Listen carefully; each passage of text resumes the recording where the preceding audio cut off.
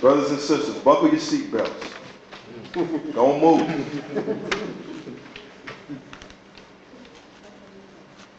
Because I want to bring on a man. Yes, sir. That I'm just happy to have as a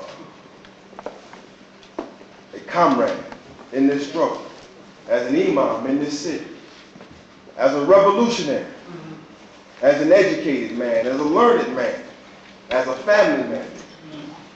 He's a good man. You need to put your arms around him and to put that security around him as well. Listen very carefully to what he has to say.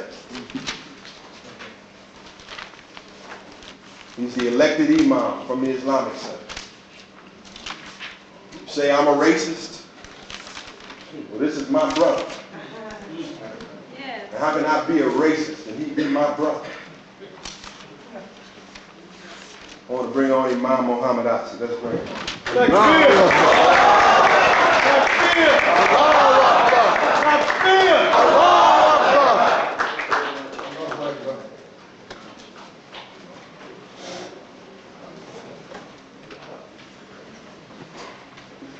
Bismillahir Rahmanir Rahim. In the name of Allah, the mercy giver and the merciful.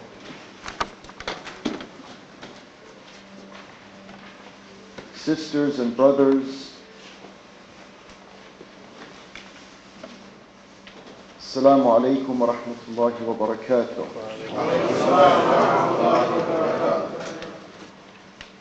I thank my dear brother Malik Zulu Shabazz and the other brothers who may have contributed in us being here this evening. I would like to begin by saying, because the topic is speaking about an axis of evil,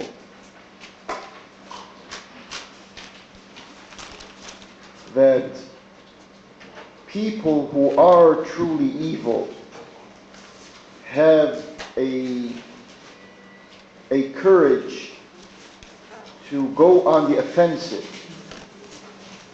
and blame those who are just trying to make ends meet in this world of being evil, when in fact they themselves are the sources of all of this evil. When we speak about, let me first, because there's so many issues that have to be tied together, and please bear with me if we try to tie these issues together with a little of your time. When we speak about today's United States foreign policy as it goes out into the world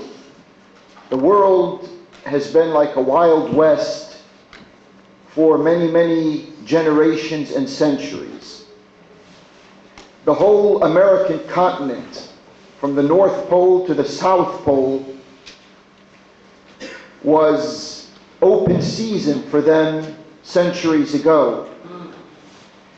Today, open season is outer space. They take their military payloads to outer space. They go around the world picking on innocent populations, whether these populations are Muslim populations, or whether these populations are Southeast Asian populations, or whether these populations are African populations, or whether they are Latin American populations. They don't care. As long as they see that there is a financial and economic interest to be gained, they make no distinction about the rest of the peoples in the world. So they're flexing their military muscles, and we want to take a close look at these people who are making these killing policies in the world today, policies of genocidal nature. This word genocide, where did it come from? These policies of genocide, where did they originate?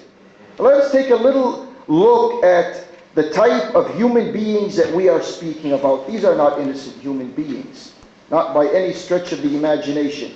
President Bush, Rumsfeld, Ashcroft, Powell. Please don't be deceived by people's color of skin.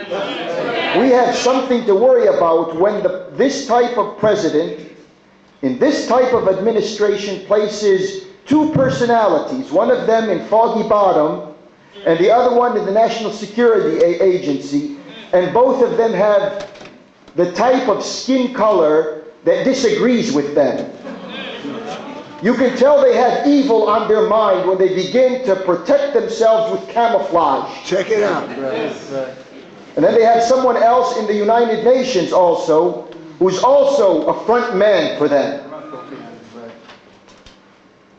This is evil. Now let's take a look at some of their history with us.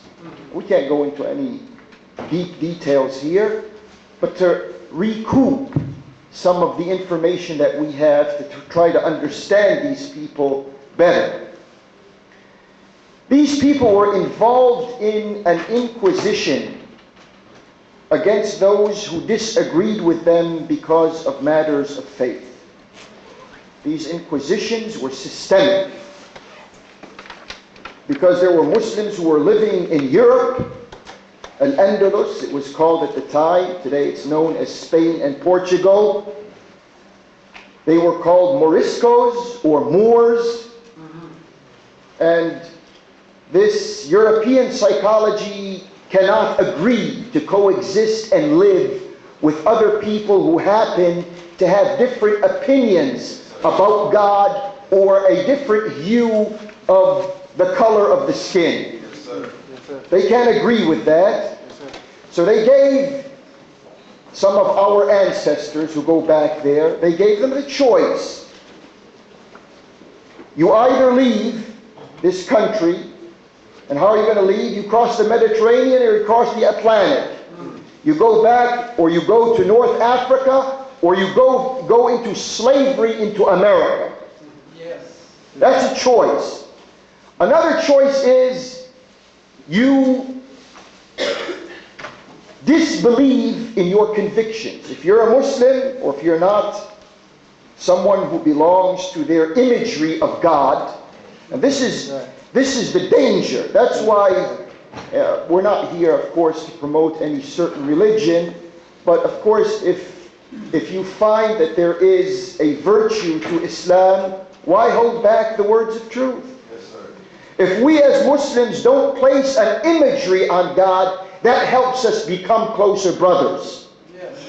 But those people who begin to place their particular image on God, they're driving a wedge in the human community. Yes. That's what they've done it that all the way back, hundreds of years. This is not American foreign policy that came from nowhere. It comes from deep psychology.